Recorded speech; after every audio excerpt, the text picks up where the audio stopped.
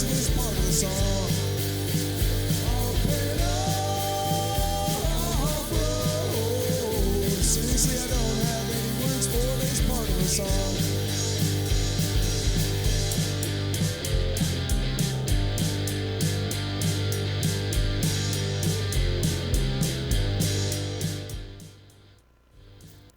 here at the hotel the night before training camp for off-panel, off-road. There's not a lot of comic book stuff involved. I did bring my Ant-Man shirt, so technically that's comic book involved. It has to be comic book involved for off-panel, off-road, right? Fuck. I'm sorry. I'll let you guys down. Me and Jake running down the street with a handful of comic books, kicking ass and banging chicks and drinking booze No, not and me. smoking Not weed. me. I'm married. Yeah, well, I'm married. Jake. Can't do that. Yeah. Off panel, off topic with Jake and Tyler. Episode 161, everybody. Coming at you live from my... 61, yeah. Wait. Live at the time that we recorded. It's 69, right? That's the number that everybody's... Yeah. Wow. 161. 61, yeah. What kind of sex position is that? I have no idea. Let me ask you that. I'm pretty sure at this point, I don't remember any sex. So I don't know. I don't remember. I don't even remember. So many years. What a woman feels I'm like. Tyler. By the way. Yeah. I'm Jake. Where are we going with that? Shit. There's nowhere to go. What do we got to talk about this week? Imagine the person driving right now. They're confused. Don't take that exit. Shit.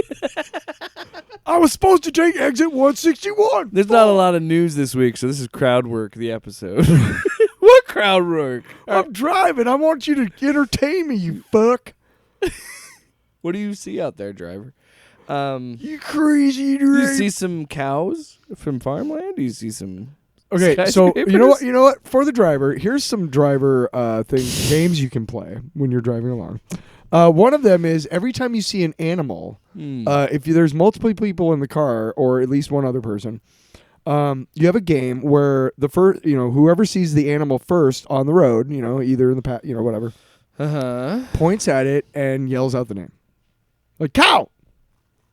That sounds like you're gonna get like right now. I feel like someone just wrecked because they're looking for a cow and they crashed. Yeah, don't die. Man, you're just chock full. Here's of another game to play. It's called Pass the J. Pass Pass the J. All right, so we want to get to a little bit of news. This is, by the way, this is a super relaxed fit episode. Oh, you played? We do have news. Yeah, we do. I was gone over the weekend. We recorded on Sunday afternoon, and we just kind of, it is weird because there's this big hype leading into Deadpool and Wolverine, and I was like, I'd said that I was only going to see 2 movies in the theaters, and that was Furiosa, Deadpool and Wolverine. So my summer movie, my year's done. Yeah. Although I would be tempted to see Romulus. Alien Romulus looks really good. Yeah. I don't know if I'd see it in a theater because despite what they told me at that goddamn Cinemark, I'll watch it wherever I want. Okay, buddy. Yeah, Maria Menounos. Fucking. Here she is again. We are so mean to I know. her. Speaking of movies, first of all, I would like to give a big round of applause to Deadpool and Wolverine becoming the highest grossing domestic R-rated movie. Wow. Yeah, beating out Passion of the Christ, who somehow surprisingly held that record for 20 years. Did we even look it up? We had an actual really funny wires crossed earlier because you told me that, Jake, you actually saw that in the theater, right? Passion of the Christ. Yeah, which should not have been at the age that you we did. didn't really have... Internet took a while to hit Talmadge, Nebraska, so I would like to say that... That's the one we were thinking about. The Last Temptation of Christ. Yes. So, Passion of the Christ is the Mel Gibson directed and produced torture porn movie starring Jim Caviezel, who has apparently turned into a fucking right wing. Well, he thinks you're drinking adrenochrome, you rich apparently, elites. you fucking douche nozzle. Anyway, Never really protect liked the that children guy. I or never save the really liked that children guy. or He's just whatever. fucking weird. Yeah. Anyway, but Last Temptation of Christ is the one that I was thinking about, which was the Martin Scorsese directed, Willem Dafoe acted, Yeah. and that was mainly about him banging Mary Magdalene. Yeah. Wow. He was a man. So, yeah, it's kind of, well, there's a few milestones. So the Hollywood Reporter is talking about Dude, can we put that on clip, by the way? Because that will literally like skyrocket our subscriptions if the Christian group gets a hold of that. So Holy according fuck. according to Damn. according to the Hollywood Reporter, it just beat Mel Gibson's The Passion of the Christ that had 371.1 million. Mm-hmm. As the top grossing R-rated movie of all time. Right now, the movie is approaching $824.1 million. In its second weekend, and its box office only fell 53%, which is not surprising. I knew... No, but that's tough to do in these times. It is, but I think... Having any legs after the first weekend is fucking especially tough for to a do. Marvel movie. Shit. But I think it's because there's nothing. They had the fucking Purple Crayon movie come out, and I think there's another one, but it didn't have much competition last week, and it definitely doesn't have much competition this week. So it's gonna keep going, and what's crazy about it too is I thought, first off. I don't care that your phone's vibrating. I keep looking and seeing I don't if like it's it mine. going off because Yeah. it fucks up with the recording. Oh, so that's. I just mean, stop, I agree. Stop bringing attention to it. I fucking agree. Why don't you fucking knock it off? I fucking hate that you have your phone. You want a soundboard? Fucking soundboard. Yeah, shut up. So Yeah, shut up. way to derail the whole fucking show again. Thanks, man. Hey. I wasn't in the middle of making a point. Whatever. Didn't have a lot of competition. It's a strong IP because of just the insane marketing campaigns that Ryan Reynolds has done with these movies. It has Hugh Jackman's Wolverine, and I think because of the spoiler nature of it, people are like, "Oh shit, he's wearing the mask," and saying like, "Dude, there's so many different Wolverine variants." And We should have so done many spoiler, Easter but eggs. too late. Fuck them. But anyway, everybody's seeing this movie. It's making $824 I should go million. see it again But before it goes out of Here's theaters. what's so impressive. Well, I was shocked because I thought the first two Deadpool movies had already beaten that record that the Passion had. So I was kind of shocked. Yeah. But then it's showing me like, oh wow, this is completely destroying the entire run of the first two movies. So Deadpool 1, its domestic earnings were $363.1 million for a total of $782.6 Global? million worldwide. Yeah. Which, by the way, Deadpool and Wolverine. I prefer global to worldwide. Hey guys, I know math is not that fun, but Deadpool and Wolverine is already at $824 million. And that Domestically. movie, and that's only in the second weekend. You said domestically, right? Or is that globally? Will you fucking... You keep interrupting. I'm trying to make my point. 100 so it is it's earned 110.5 million foreign and then 428.5 million and wait, what? So it's 428.5 million globally or foreign for the 2 weeks to make the total 824.1 million. So right, so it's Total. almost it's Globally, already beat out. It's almost The beat out entire run of the number first one. movie, and it beat out the Yeah. the entire run of the second movie because the second movie made a little bit less than the first movie. The second movie ended up with 734.5 globally. So this movie is already beating both the entire run of those first two movies, and those both those movies were big successes. They made a lot of money. Big movies. Tent poles, they call them. Mm-hmm. I don't think of tent poles like as a tent. So Whenever it's they still, by the way, I think it's important to point out it beat it domestically, too. It didn't beat out Joker because Joker is still number one because Joker made over $1 billion domestically, globally. Ah, really? Yeah, Huh. Yeah, because it shot up to number 3 worldwide. So number 1 worldwide is Joker. It made over $1 billion, and then Oppenheimer made almost $1 billion. Really? 975.2 million. Wow. What's 3? Deadpool and Wolverine. What's number 4 now? Jesus Christ! I don't know. Where's Barbie on the list? We're talking about R-rated movies, not PG. God.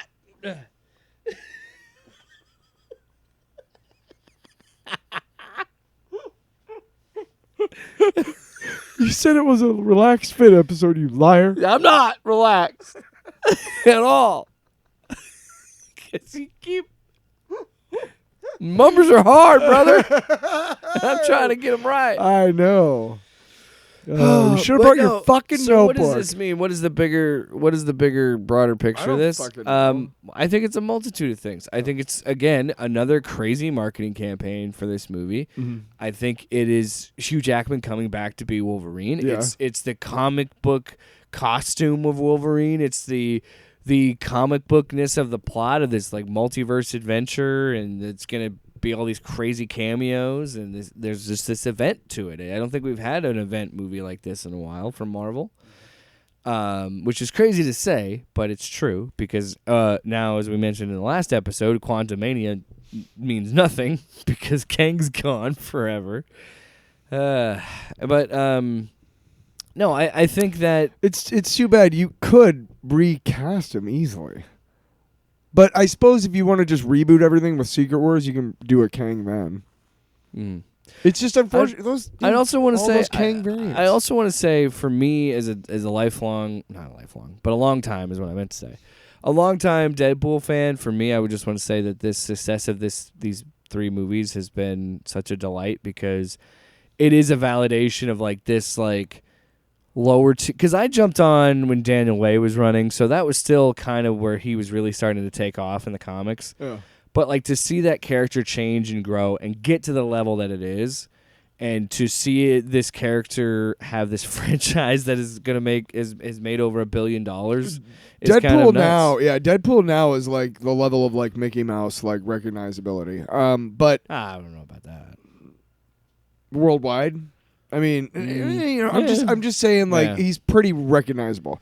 Worldwide, yeah, because they do a lot. Even this last one, they talked about going and doing like crazy, like promo tours and all like different, like African countries. But what and, I was, like they were making this a global event for this movie. What I was talking about is that I was around when Deadpool first came out in the comics, and I was reading the South comics. American, I think. Excuse me. He was. I mean, it was a bona fide star right there. Like the whole Cable Deadpool thing was just, and Domino, like it was all Liefeld, and I can't remember who was the writer. Fabian Nicieza. Yeah, Nicieza. he's a big one. Him and Joe Kelly, I think, and I love it or hate it. I know this is like really disputed. But they finished out the New Mutants comic book, the original run, because it became X-Force. And that's when it took off, because then they had a Spider-Man fucking... They did... Him and Todd McFarlane basically did a crossover issue where the Spider-Man book, which McFarlane launched, and the X-Force book, which Liefeld launched, or they helped launch, because according to everybody, it's all owned by Marvel. But they both did comic books where you had to read them sideways, because all the panels were splash pages. And it was about X-Force fighting Juggernaut and Spider-Man getting involved. So the Spider-Man issue was written and drawn by Rob Liefeld, and the X-Force issue was written and drawn by Todd McFarlane. It was really, really cool, actually. But Deadpool was right off. He was just one of those characters like Cable that you didn't know anything about, and maybe that's why it lent itself to like, oh, that character's cool.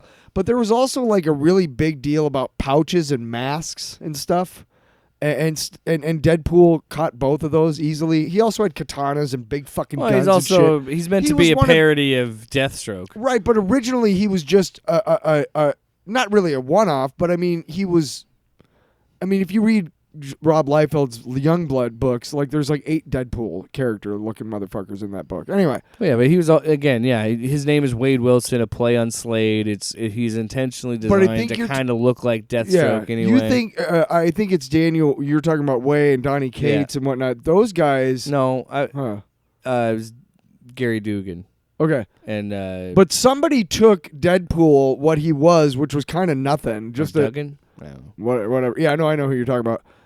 And probably him, and made him more the fourth wall breaking, Merc with the mouth. I mean, that was his nickname at the beginning, but he didn't become Deadpool until somebody else took him on. The Daniel Way version of the I don't know. You said Daniel Way. I don't know. The Daniel Way has been disputed around of like the fandom of like, because I can understand where they kind of made him into like meme pool and it got a little too zany. But then I was also like, yeah, but some of it was still pretty entertaining. I don't know. We're not talking about that, but we are in a way because as a sense of like. I think Gary Duggan wrote the Deadpool Secret Wars, didn't he? I think that might have been Cullen Bunn has done a lot. No, it was Cullen Bunn. Yeah. Cullen Bunn has done a lot. That's of his another stuff name too. that comes up a lot too, and I can say from reading that series that I really like how I would say that Cullen Fabian Bunn. and Joe Kelly and Cullen Bunn and like I really like the Gary Duggan stuff.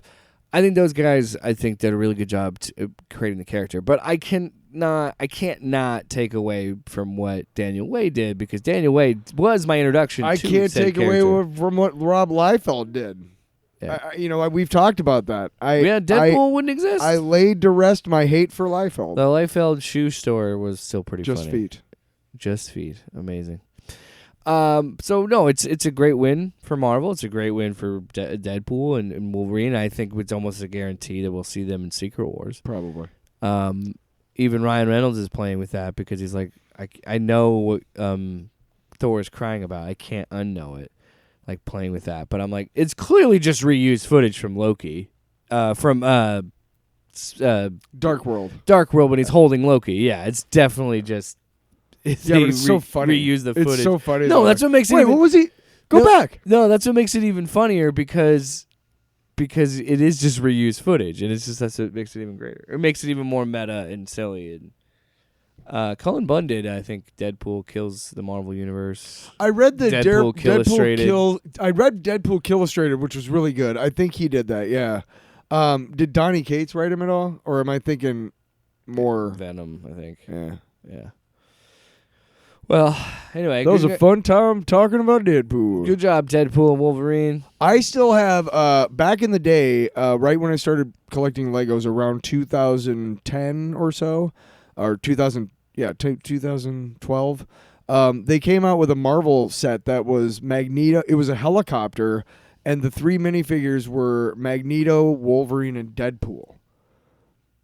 And it was, I bought the set. I still have all 3 of the minifigures. Mm-hmm. And the Deadpool is like one of, I don't know this for sure, but I know that he's highly sought like in the collectibles or whatever. So I'm never selling that one.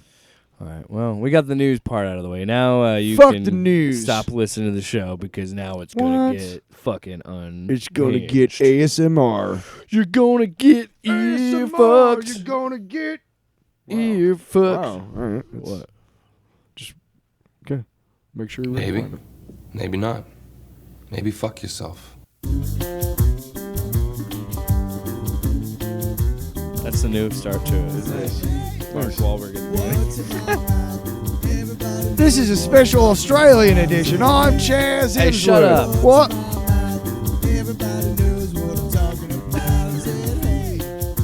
You ruined the bit. I'm sad. Now Chaz Hemsworth has said he doesn't want to do the bit now. Oi! This is an Australian edition. I'm Bill Gibson. No, I'm not. He's not that other guy. No, I'm that other guy. No. And I'm Chaz Hemsworth. I'm not the guy who plays Thor. Also, if you are Australian, we do apologize. Apologize, yeah. But there is no substitute for Arnott's Tim Tam original cookies. Australia's favourite biscuits. Now let me read a little bit to you. Probably not listening anymore right now. Created in 1964. Tim Tam! Tim Tam is Australia's most loved and most iconic chocolatey biscuit. Indulge in irresistible layers of Tim Tam with a mouth-watering combination of smooth chocolatey coating, crunchy cookie, and a luscious velvety center. I don't know what my accent is anymore. You were really good for a minute. I was believing it. What more could you wish for? I don't know. Let's go to the Gold Coast and original cookies. They're Australian Tim Tams. Tim Tam. It's Australian. It's Australian for cookie. I'm going to have a Foster's and a Tim Tam Holy and beat up a kangaroo. Oh, those things be thick, boy. Yeah. Be careful, it's probably Bruh. melty. So we're taking the Tim Tam to town. I'm gonna Tim Tam. We're going to Tim Tam town. I want you to Tim Tam me tonight. All right, ready? Tim Tam me tonight. Tim Tammy tonight. It's an AC/DC song.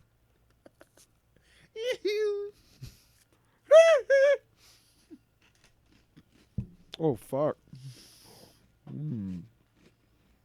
Oh, Tim Tam.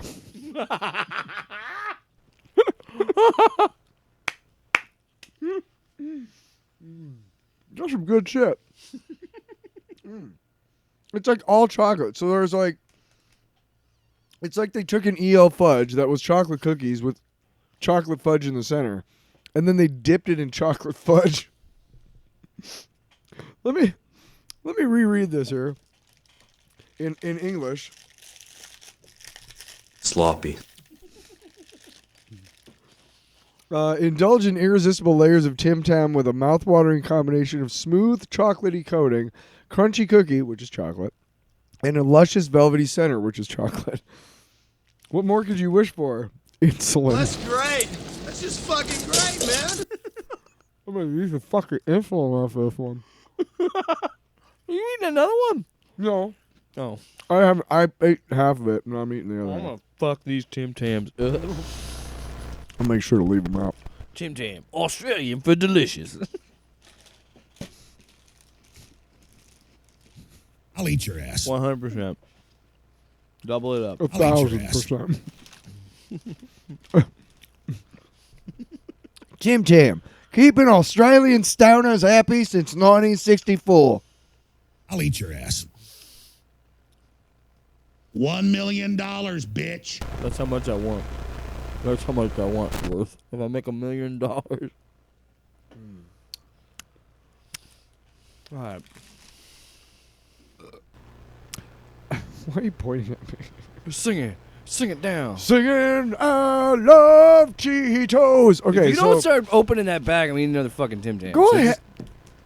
Crikey. So the next part of our adventure into Flavor Town is Cheetos Crunchy Salsa con Queso. Sucking piece of gutter trash. Two. Would you just white- open the goddamn bag? The bit's over. Because those aren't Australian, are they? No, as far as I know, it's got the it's got the little Sabor Latino guy. What is that? I don't know what that That's that little guy in the corner Yeah, of yeah. all the what is it? Frito-Lay. means. What, That's a special division of Frito-Lay. it's like a That's where like Hispanic- flame. Haven't you ever seen that movie? Oh, is it like they get like it's like a Mexican? it's like it's, center, it's like they- Hispanic culture themed, I guess. Oh, okay.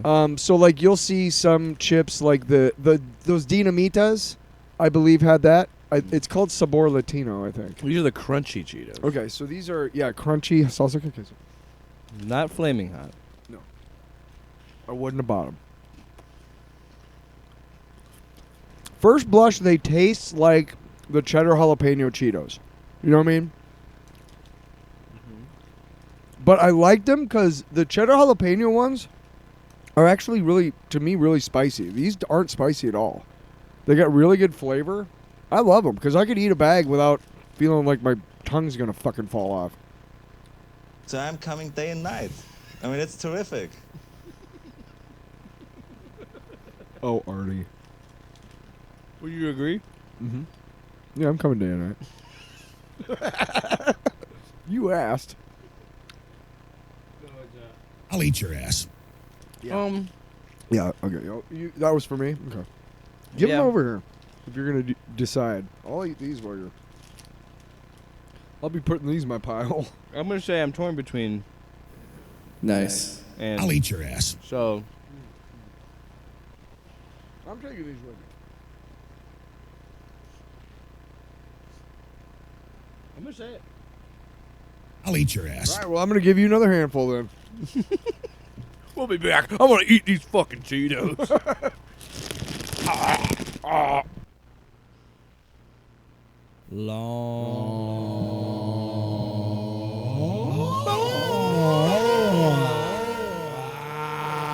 It's a long box. It's an extended, relaxed. It's extended, relaxed fit, motherfucking long box. The complete opposite of relaxed. Was that introduction? But yeah, extended long box, I guess. I guess this is extended because you told me that you had seen Point Break for the first time. So ever. I was almost positive that I've said this to you before. You have. I know I'm you. pretty have. sure that the movie came up in our chats. You've and definitely talked about it before. Okay. Yeah. Never seen it. I believe I've seen parts of it. Definitely in Hot Fuzz, of course. Mm-hmm. And I'm obviously aware of the movie. You know what I mean? Yeah. You've heard of it. I'm fairly familiar with it. Mm-hmm. But I was just hanging out the other night, and the night before I'd recorded a song, and the week before an album came out. So I'm like, I have nothing really to do. Yeah. And that's when I want to watch a movie. I want to watch a movie I haven't seen before because I'm ready to give my full attention to something, Mm-hmm. Otherwise, I'm like building a Lego and watching Newhart. Fucking off or, on your phone or whatever, whatever. right? I do have a rule for myself, and I think everybody should follow this: one screen at a time. If I'm watching TV, I don't have my phone out. I'll turn the TV off instead. Yeah. That's just me. My mom does it all the time. She's like, what? Love my mom, but turn off one of the screens. Anyway, no, I mean, whatever. PSA from I can't tell anybody. I'm just saying. Tyler from Tyler Allen. I think that's a good, healthy start to kind of weaning yourself off your phone. Is just okay. I'm not going to be on it if I'm. Yeah, you need to be on your phone. Go take a shit. That's where I go. Yeah, it's a lot. A lot of it is practicing being present, being mindful of the situation. I think so. Yeah. And I'm trying to practice mindfulness, so there's that too. But anyway, Point Break. Point Break. So I finally sat down and I watched it. First of all, I didn't know it was directed by Catherine Bigelow. Yeah. And to me, that's funny because two of the biggest movies that guys automatically have hard-ons for is The Hurt Locker. Slapshot. Oh, she did Slapshot? No, but it was written by Nancy Dowd. Oh. A woman. And Catherine Bigelow obviously did Point Break. And it is one of the finest action movies. So here, okay, Yeah. so let me tell you how I went yeah. in. Let me tell you how I went in. Go for it. I go in and I go, okay, so I'm aware of kind of how this goes, but I don't know how it starts, how it goes into it. I didn't realize that fucking Anthony Kiedis was in it. Oh, yeah. Which is hilarious. Yeah. I also, I mean, it's just, I went into it knowing how many of my friends and people that I love dearly just ape shit over this movie. Mm-hmm. And I know, it's a really funny bit in fucking Hot Fuzz. It's really, really funny because they recreate a couple recreate of that scene, yeah. Exactly, right? The fucking chase after the bank is fucking insane, dude. Dude, there's so many amazing set whoever pieces. blocked that shit out, genius. Oh, when they did the botched fucking raid and he almost had his face put into a lawnmower blade, you're like, what dude, the fuck? This fucking- movie's amazing. Yeah, dude. Okay, so I love fucking Point Break. So I go into it, and the first thing I realize is that it's hard to. It's okay. Keanu Reeves is a great actor, and he's great. He's done a lot of franchises, he's done a lot of movies, and he's one of our national treasures. But it's hard to gauge what Keanu you're getting until about 5-10 minutes into the movie. You know what I mean? Yeah. And this one, I have to say, to be really brutally honest, the guy who stole the fucking show of this movie is fucking Gary fucking Busey, dude. 100%. Fucking Gary fucking Busey, That dude is so unhinged in this movie, and it's so fucking and great. it's before he is actually unhinged from actual damage. brain Yeah. That accident, yeah. hurt. Yeah. But he was always, this is probably prime coke. Oh, Gary fuck. Busey, you know what I mean? This is during the time when he was yeah. When he's talking to him, he's like, it's the same as paper targets, just more to clean up. Yeah. And then he's like, hey, Utah, right around the corner. There's a place that has the best meatball sandwich. Can I just say, I want you to go in there and I want you to get me 2 of them. All right? Utah, Okay. give me 2. But I Yeah. gotta tell you, I don't think that scene was at all in the script. That What? was just them. They were The just meatballs? Yeah, I think he was trying to Possibly. tell Keanu to get him some meatballs, and they're like, "We should just fucking put this in the movie." I know it's actually a part of the plot, but I'm just Probably. it feels like it is because it truly like everybody else is normal in taking this movie seriously, but like Gary Busey is in a different fucking movie, and somehow it works. Here's Because he's like that here's in what it Predator. is. He's like that in Predator 2. Right, but He here's shouldn't belong in that movie. Here's what it is, though: is the best movies to me are. It's very clear. It's not very clear. You get immersed in the movie because you don't feel the camera, right? And this movie is one of those where you're like, I don't even want to try and think in my brain while I'm watching this kick-ass skydiving or surfing Oh my scene. God. I don't want to try and think how they did that. Right? I don't know if they did. I don't care because I don't care. Such a cool because sequence. it's fucking great. It's all Yeah. fucking great, right? The fucking final scene when he fucking rides the fucking final wave, dude. Bodhi! And he leaves his fucking badge in the sand. Yes, and he's like, "Fuck it, dude." Yeah. I am an FBI agent.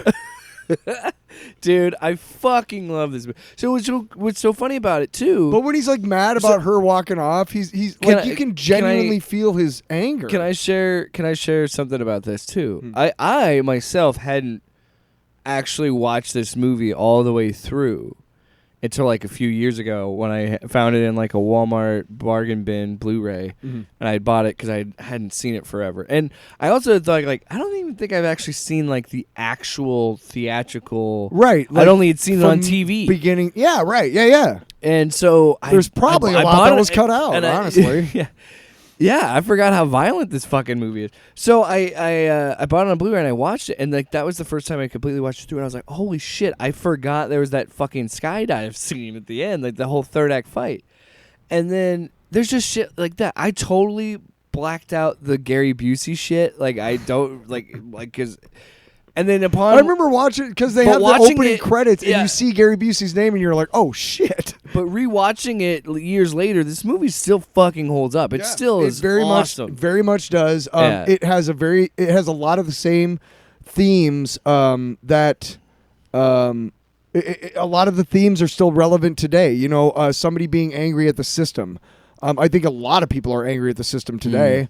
And the fact that Keanu Reeves' character is a flawed character and mostly throughout the whole movie fails constantly. And he represents the system, Yeah. basically, you know, and he at the end of it he rejects the system he too. realizes he's part of Did the we problem. just fucking Yeah. dissect fucking Point Break?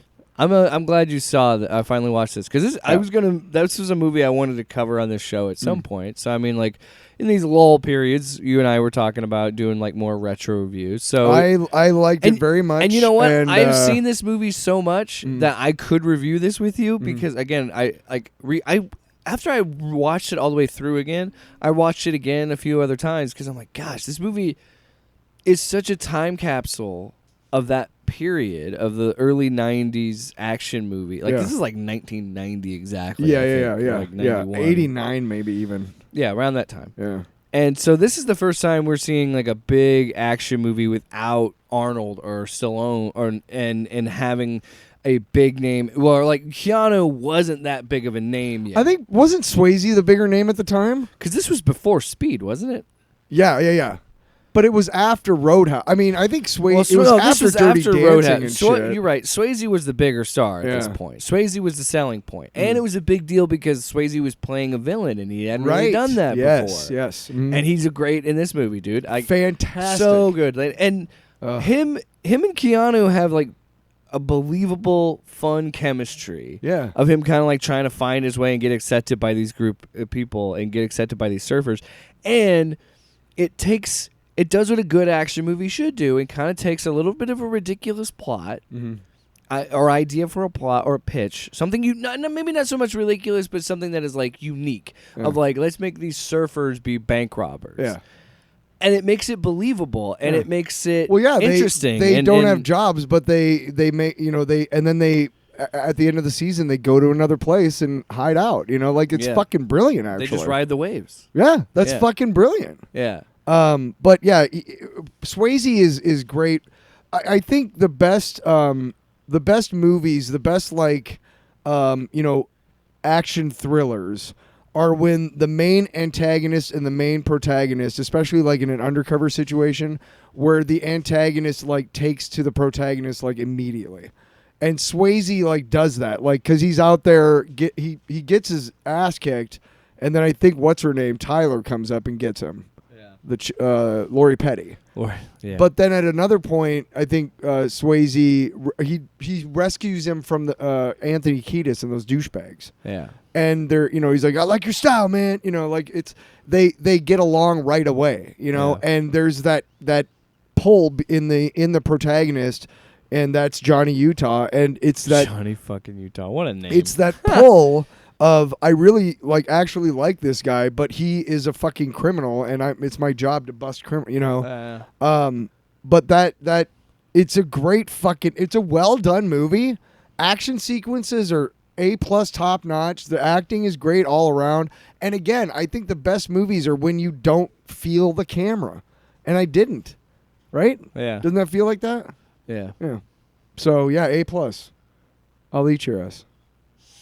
Give me my rating. I'll eat your ass. Yeah, I will.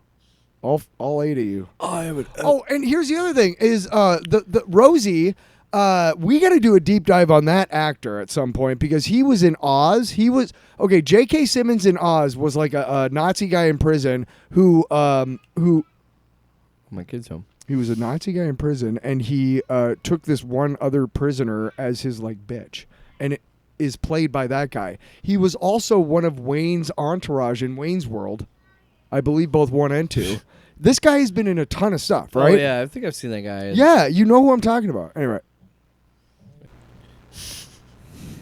I got a story. What? You got a story?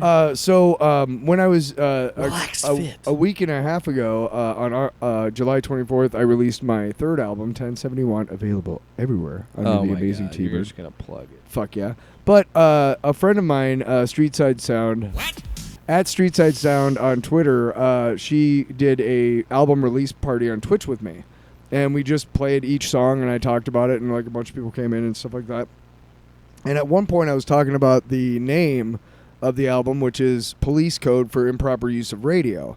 And I said, okay, here's a great example. In Die Hard, when John McClane is on top of Nakatomi Plaza and he's trying to use the walkie-talkie to call the cops, and the lady's like, this is reserved for murder. No fucking shit, lady. You think I'm ordering a pizza? And I did such a great John McClane impression that my brother texted me. He was listening. He texted me and gave me a chef's kiss. So I was very, very happy with that. And I'm doing a Christmas album. Can you believe it? Yeah. You're joking, right? No. What? It's gonna have one Christmas song Call on it the War on Christmas. It's gonna be called. It's gonna have one song on it, one Christmas song, and then a couple other stuff, a couple other things. If I was a big star, it would be a cash grab for sure. But nobody buys my shit, so it's more just like, hey, remember me? I'm the T-Bird, amazing T-Bird. Fuck you. Kind of. I wanted to talk about a comic book series I've been reading. Oh yeah. That I've read the first. There's 10 volumes, and I've read the first 4. So I'm about halfway through it. No, it's an interesting thing. It's a Jonathan Hickman book. Mm-hmm. He's Nick Grotta. Is it DC or Marvel? It's Image. Huh. So I don't. What is that? Showing my shill. You wouldn't like this series either because there's no superheroes. Aww! Well, it's kind of weird. So there's no fucking capes. Not really, but there's a lot of supernatural shit in it. Can I just before you it's continue? a strange series. I liked it better in The Boys when they were calling them capes instead of soups. Didn't they used to call them capes in that show? Yeah. Now they call them soups. Just stupid. Anyway, go ahead. Does it make you think of soups, like the food? Make you make you want to no, a I just nice liked tomato soup? I liked the nice tomato basil. No, I liked the way that they used capes as a derogatory term towards superheroes. I thought that was original. Is this your long box or? I said before you continue, I just wanted to point that out. Before you continue, I want to derail everything. Let me just derail everything you talked about. Yeah. So East of West is the series that I'm talking about. So I've read the first 4 volumes. It's Jonathan Hickman and Nick Grotta, I believe. I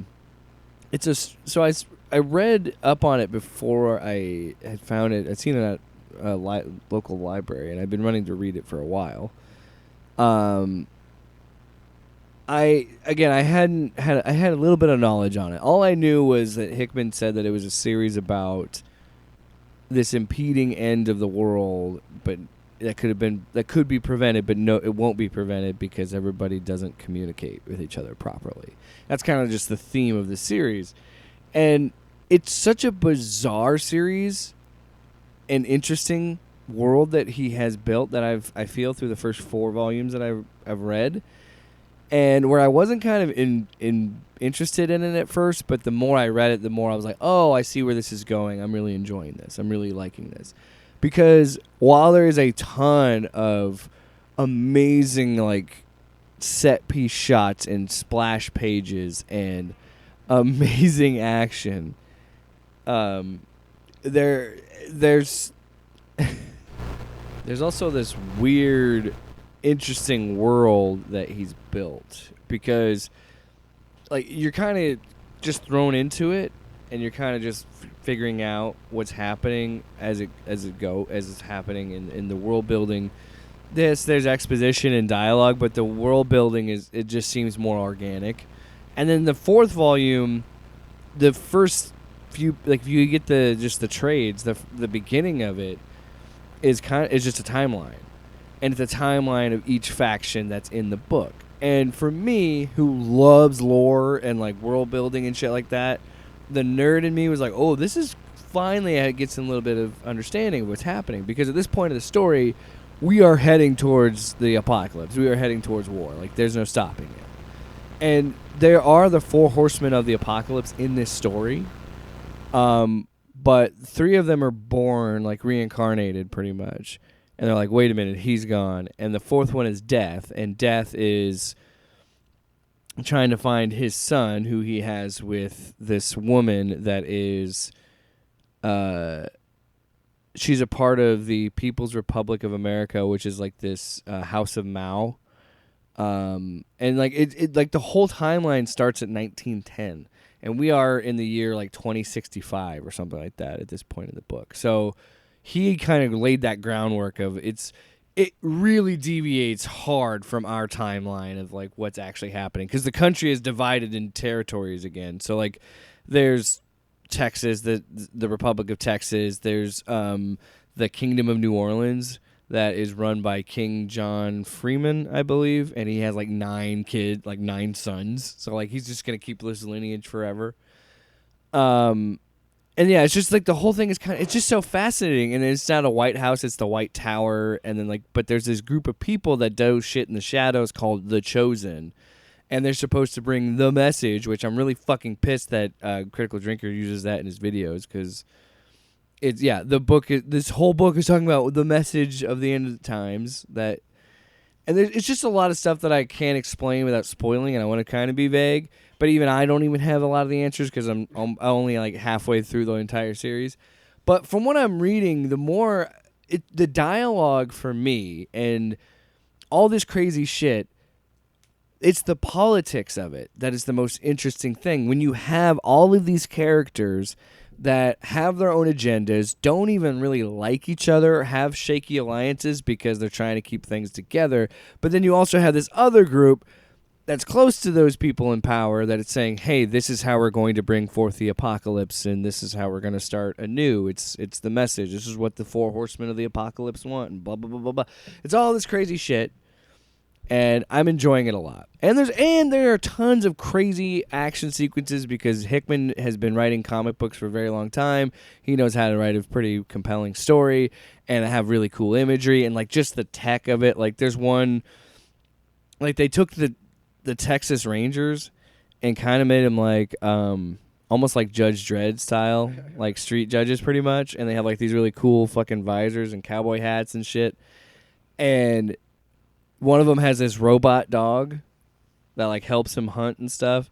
And like there's just so many cool things. And then there's like this group of Native Americans that's called the Endless Nation, and they are actually one of the biggest, strongest forces in the world right now because they found this thing called the Machine Land or the Machine City, and they have all this technology. It's like, again, crazy big head comic book shit, and it's just, but it's truly it. Even though I'm probably saying that and it seems like a lot, and it is, when you read it, it makes so much sense, and it just you can, like you were talking about just with Point Break, where you lose the illusion of the camera and you feel like the fly on the wall. I feel like that in this book. I don't feel like I'm reading this book. I feel truly immersed in the world. Like that's how compelling and interesting that world is that he builds. So I'm a huge fan of the East to West stuff right now. Now, by the time I get to volume 10 and I hate it, then fuck Hickman. You know what I mean? Fuck him. No, I'm just kidding.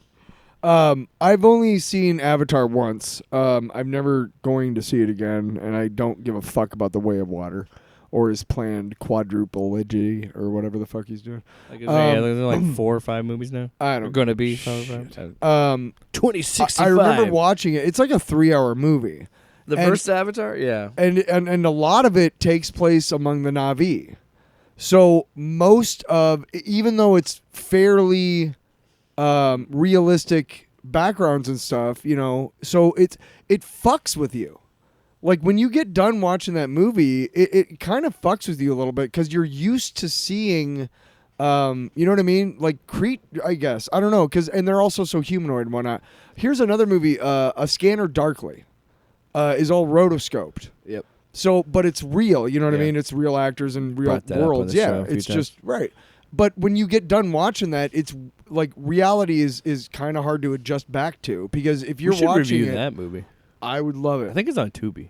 I would love it. That's one of my favorite movies. I have not seen that movie. I know. I think you guys would really like it. Alex Jones is in that movie. I know. You told me that. I fucking didn't even know that. I'm an actor. I was in A Scanner Darkly. I'll eat your ass. Is he a Texan? Yeah.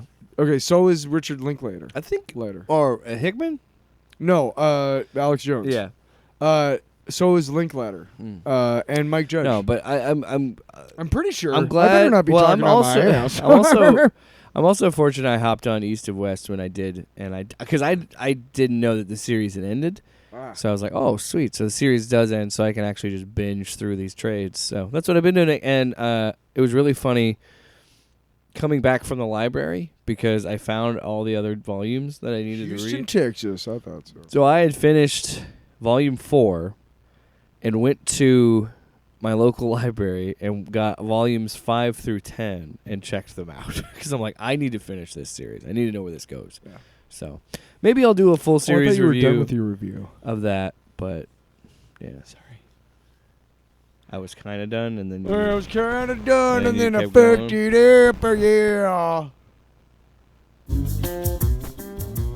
A little bit shorter episode, but it's a little bit more relevant. You know what? You know? That's for you. That's for you guys. Yeah. We don't have to do this, all right? No, I was saying like this week is less time that you have to listen to us. Oh, that's a little, thoughtful. It's a nice little. Hey, you know what? You can get to sleep earlier. Get to sleep earlier? I can't go to bed until I've heard new off topic. off topic. Episode 161. 61. Dude. So let's circle back to that. Would that be a threesome position? Like one person is like straight up, and then the person in the middle is kind of like curved a little, and then the other person, the third person, they would be straight. Okay, so if you have two. Okay, so this is 61, 6 and a 1. Right. And we're assuming. Okay, so there's this 0 part is one person like cross-legged. Wait, is there 4 people now or 3 no, people? it's 3. And they're basically like, you know, wheelbarrow, like a wheel. Like, sure. What are we talking here? I don't know. I haven't had sex in a long time. Off panel, off topic with Jake and Tyler.